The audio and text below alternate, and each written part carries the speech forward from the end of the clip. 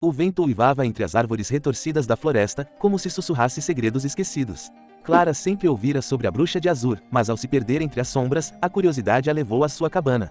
O ar estava carregado de um cheiro doce e podre, como carne em decomposição. Ao abrir a porta, encontrou paredes cobertas de pele humana. Diante dela, uma figura magra com olhos como brasas a encarava, um sorriso torto no rosto. "Bem-vinda, Clara", murmurou a bruxa, enquanto o chão pulsava sob seus pés. O eco de risadas distantes a envolveu e a escuridão a engoliu.